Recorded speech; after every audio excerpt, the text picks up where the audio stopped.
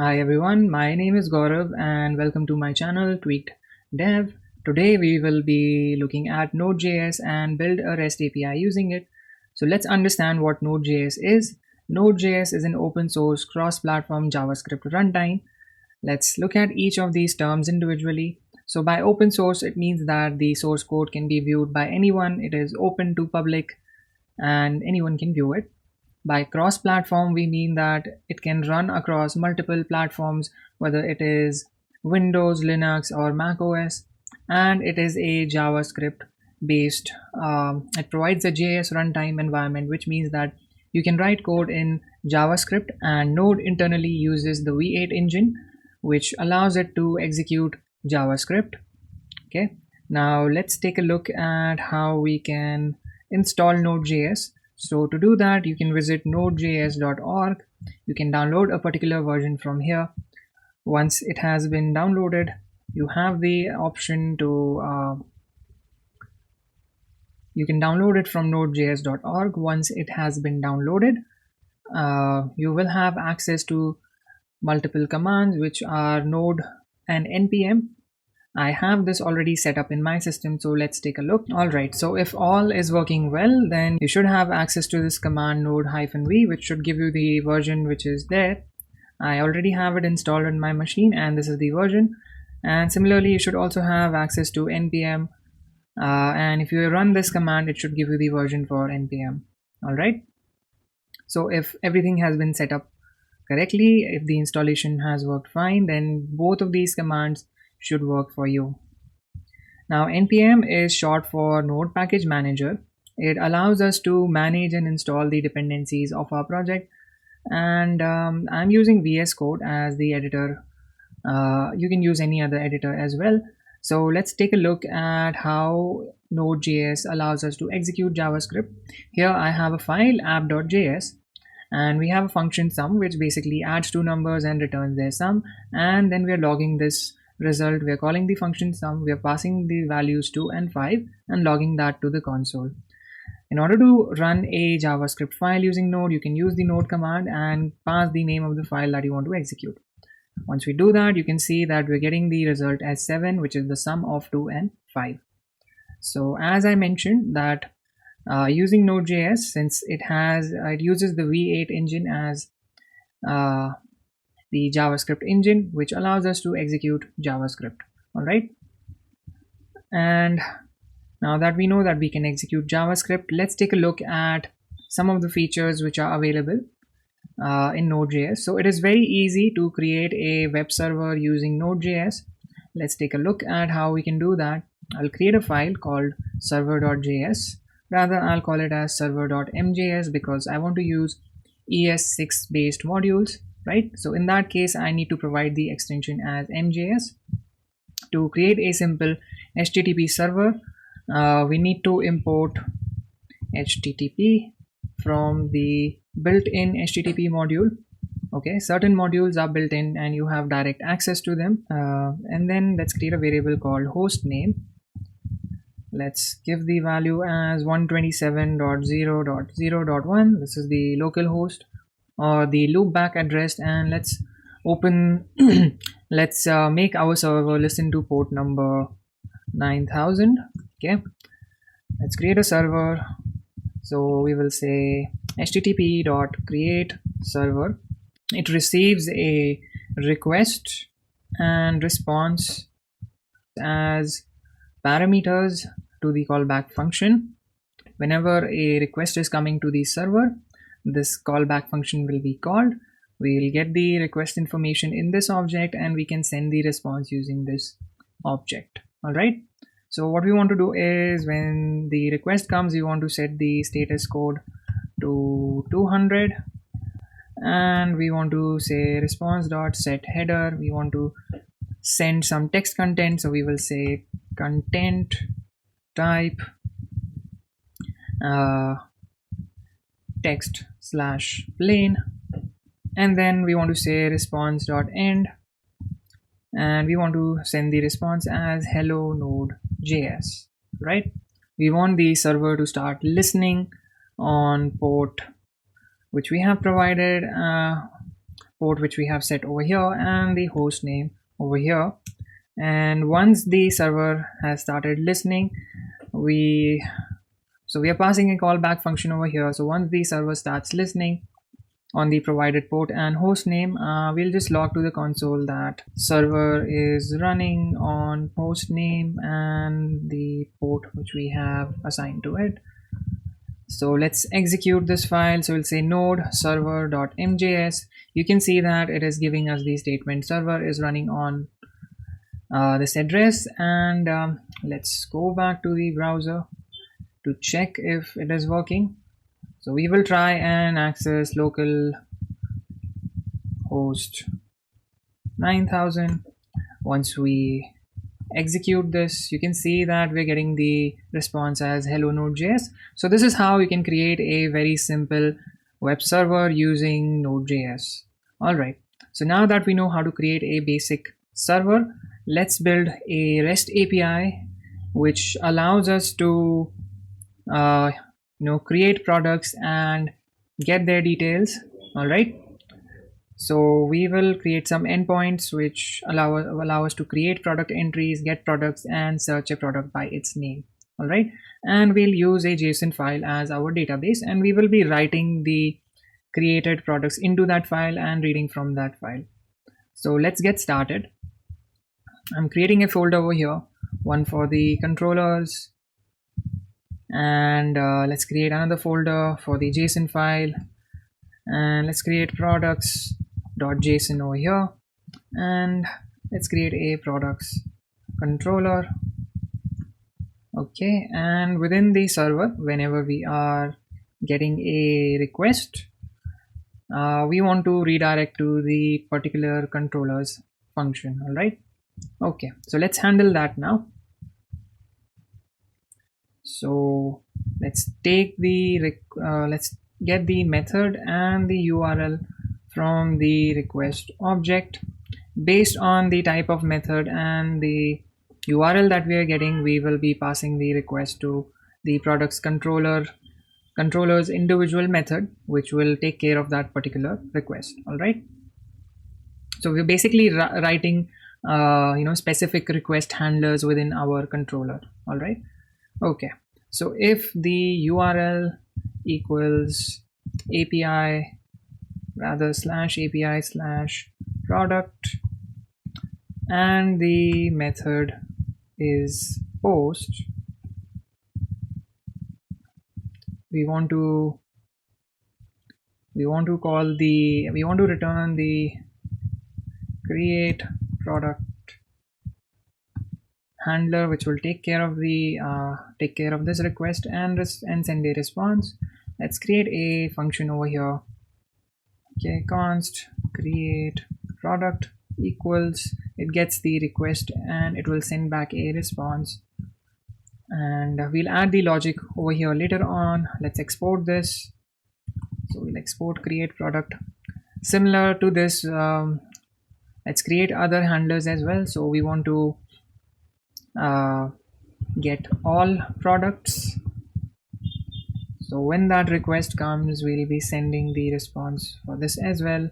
And similar to this, we want to fetch product, and we'll be getting the request as well as the response objects here, and we'll write our logic for that inside this function. Okay, so we'll expose all of these functions outside of this module, and the server will then pass the specific request to these individual handlers. So let's write a else if statement over here. Else if the URL is /API/product products and the method is get. In that case, we want to return all of the products, right? So we'll say get all products. Let's rename this to products.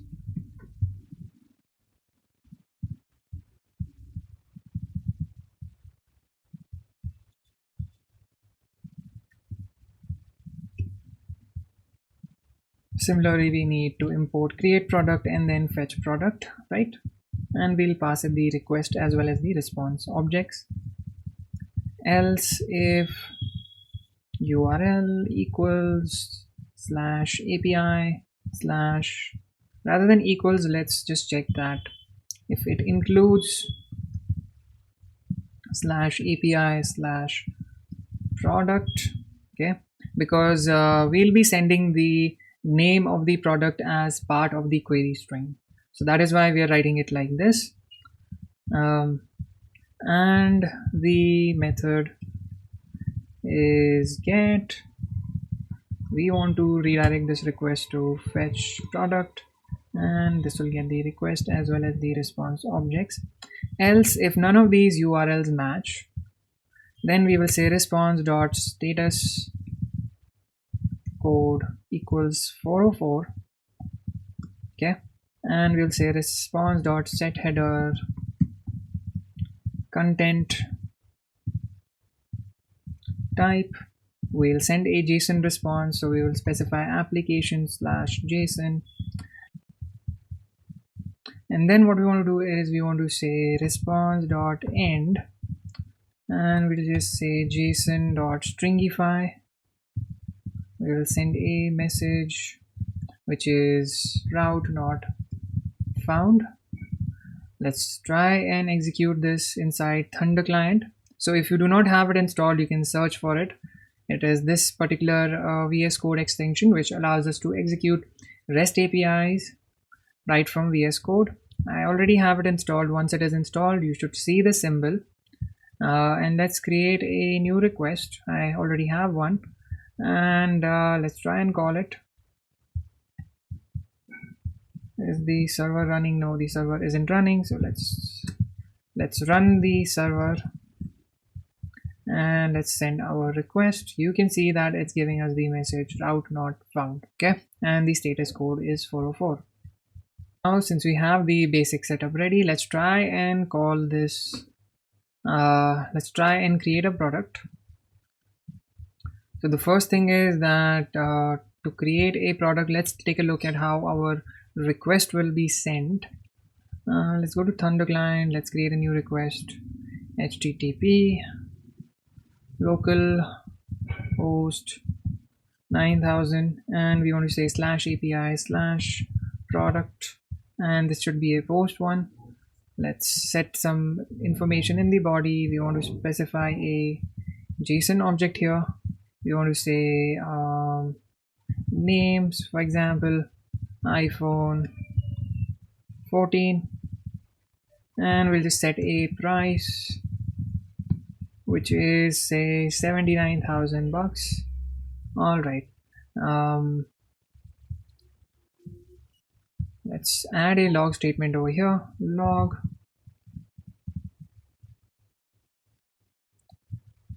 create product called, okay. All right, let's go to our request. Let's send this, and oh, we forgot to rerun the terminal. So instead of rerunning the terminal every time, what we can do is we can install a node module, okay. So in order to do that, we will say npm init -y. So this will initialize the package.json, and we want to say that the main file is server.js, and we want to install a package, so we'll say npm I nodemon, and we want to save this as a dev dependency. So what nodemon allows us to do is it watches a particular file, and it will rerun the file. It will rerun, it will restart the server whenever a file has been changed, okay. So let's add a script for it. Let's call this as start, and we will say nodemon monitor the changes of server, right? And let's just say npm start. So now it is continuously, not server.js, we want to say server.mjs. Let's rerun this command, and you can see that it is saying server is running on this port. All right, so because of this, we no longer need to manually restart the server every time. And let's send the request again, and you can see that create product called statement has been logged from products controller, and let's cancel this request back because we're not returning a response. All right, let's write the logic over here. So what we want to do is we want to get the product which is coming from the body.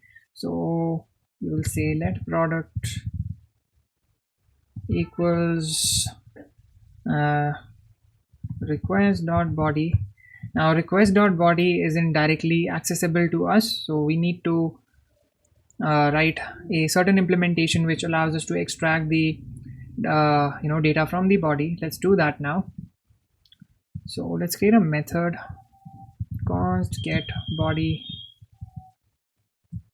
info or the body data. We'll pass this the request object, and what we will do is we'll return a new promise. When this happens, the promise gets the resolve and reject objects as parameters, and what we want to do is we'll get the body. Let's create a variable body, okay, which is an array, and the contents of body are not directly available. It's available as a stream, and to get the data from the stream we need to listen to certain events which are available on the request. So we will say request.on data. Okay, this is the first event that we want to listen to. When that happens, what we want to do is we get the data in chunks, so we will get that particular chunk and push it into the object that we have created. Push that particular chunk, right, because the data is available in chunks, and once we are done with all of the chunks, we know that the body we have finished reading the contents of the stream, so we will say on end. When that happens, this callback function will be called, and what we want to do here is we want to check if the body has a length. If it does, we want to say resolve json.parse. We want to, because this is available as a JSON, right? Whatever we're getting from the body, that's a JSON, and which is basically a string. So you want to say body.toString. So body is an array. This chunk is a buffer basically, and we are adding each of these chunks to this array. Array of this is a buffer as well. We want to convert it into a string, and then which should give us the JSON which we have passed from the body, and then we are passing this so that we get an object in JavaScript. Okay, so let's resolve this. Else we will say reject, and then we will say throw an error. So we'll say new error, unable to fetch data from the body.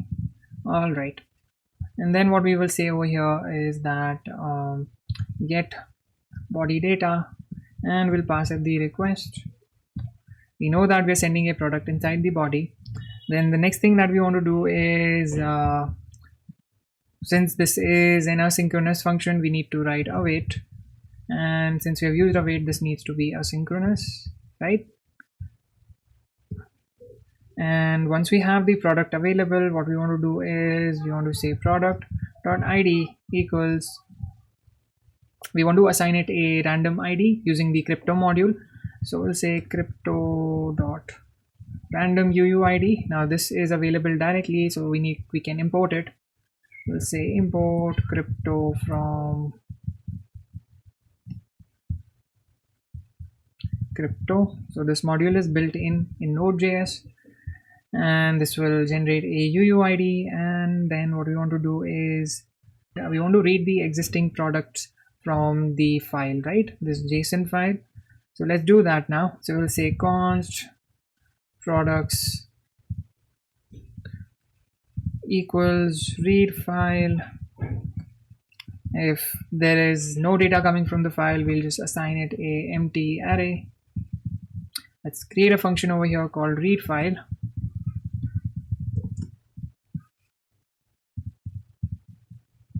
This is an asynchronous function. And what we will try and do over here is we'll say try const data equals await fs dot read file. So fs is another one of those built-in modules which allows us to perform IO operations. That is, it allows us to read a file, write a file, and there are a few more functions available. But this is the one which we need in order to read a file. So let's get this fs from fs/promises, and we will read the file, give it a file path, and we'll give it a character encoding which is UTF-8.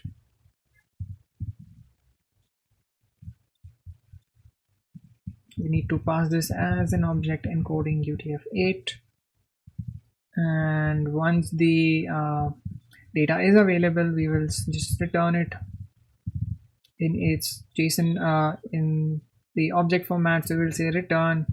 If data is there, we'll say JSON.parse data, otherwise we return null. Now let's define this file path as a constant. So we'll say const file path. So we need to provide the file path for products.json.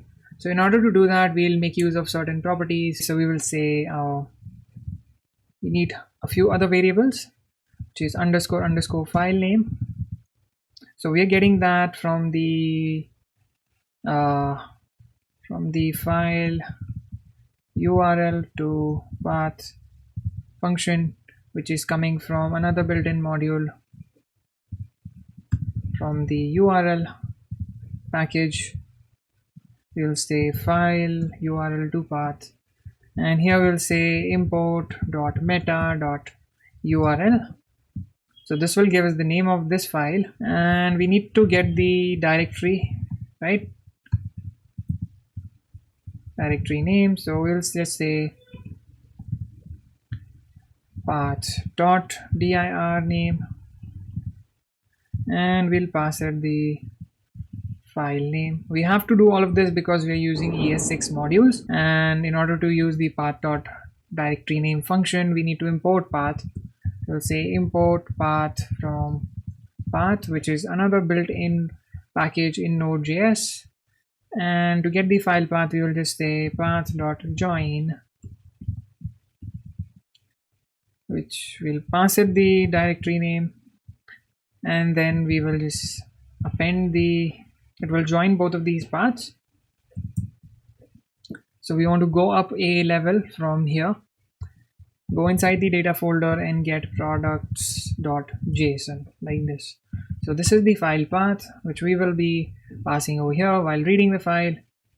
If any data is available, it will pass that data and return it, otherwise it will return null. All right, so we have the file path.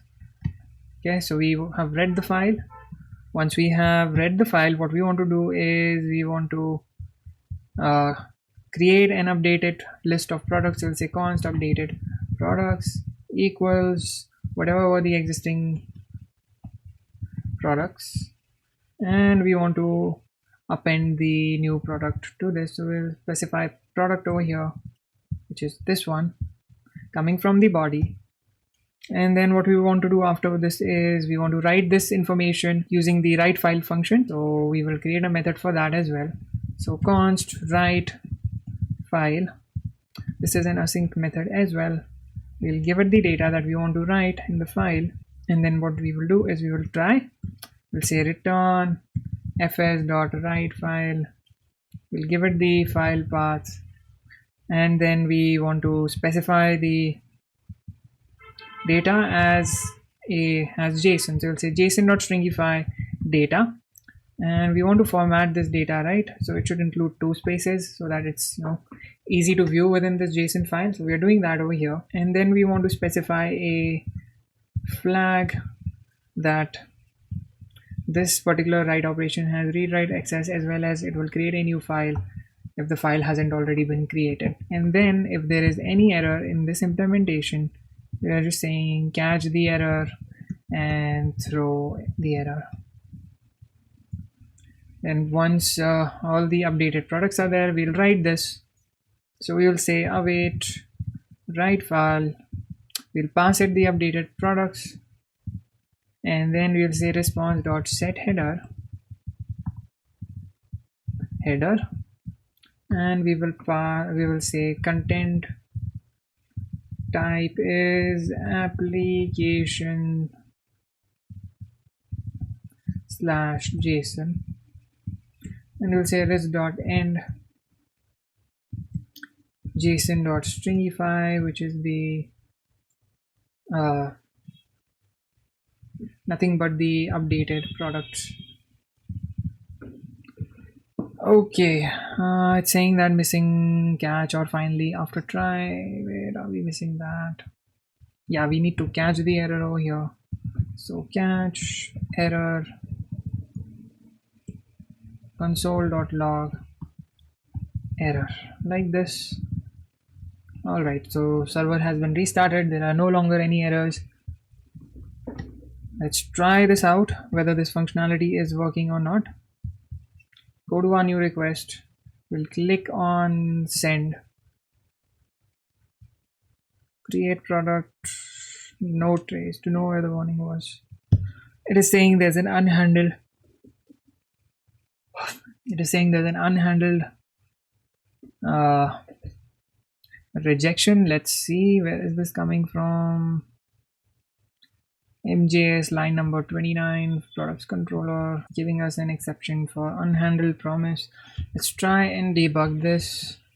So to debug this, we will run the debugger using Node.js.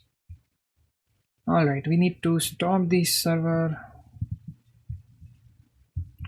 Go to the MJS file. Send the request again.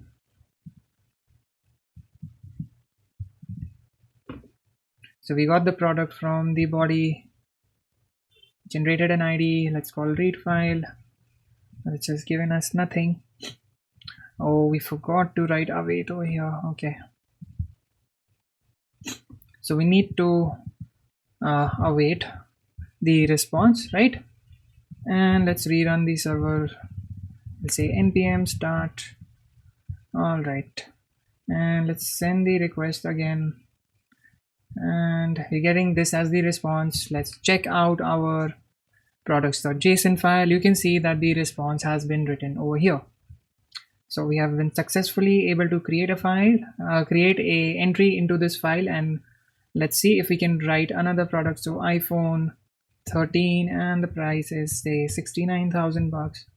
Let's send this, and you can see that it has been added to this list. Let's just cross-check products.json, and we can find an entry for iPhone 13 as well. So our logic for reading and writing from the JSON file is working correctly. We're able to create an entry into products.json. Let's try and read the entries from products.json now. Okay. Let's implement the functionality for that. So we want to get all the products, right? So what we will do now is we will say const products equals await read file, and since we're using await, we need to change this function to an asynchronous one, and we will say response.setHeader content type application slash JSON, and then we will say response.end. We will say JSON.stringify the products. All right, let's try this out. Go to Thunder client, create a new request, HTTP localhost port 9000 /API/products. Okay, let's click on send, and you can see that it is giving us the desired response. Okay, so this is working as well. We are able to we're able to read from the file and return that as a response. Now let's try and get a particular product by its name. Okay, we'll go inside products controller, and we need to find a particular product. So what we will do is we will get the query params. Okay, So from the URL, so we'll say request.url, and we know that the query params are provided as part of the request. Let's take a look at how we can provide query parameters. So we'll specify name over here and the value as iPhone 14, for example. Okay, so you can see that the product name has been appended like this to the URL. So what we will do is we will split the URL using a question mark. It will give us an array. The first part will contain this, and the second item of the array will have the name, right? So let's do that over here. Dot split. We want to split using the question mark, right? So this will return an array, and we're only interested in the second one, right? So we'll just leave the first indexed as empty, or the 0th index as empty, and we are just interested in the second item. And then what we want to do is we'll say we'll get the existing products. So products equals read file. This is an async operation, so we need to write await, and then we need to get the product name from the query param. So we will make use of this URL params class. So we'll say new URL search params. We'll pass the query params to this, and we'll get the key with which is name, and we'll get its value. All right. Once we have the product name, what we want to do is response.set header.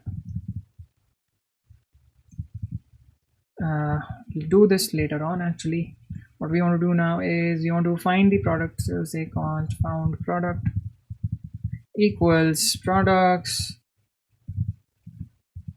dot find.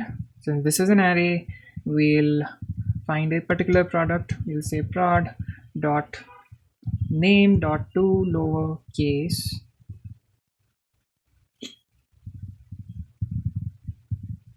equals product name dot to lowercase.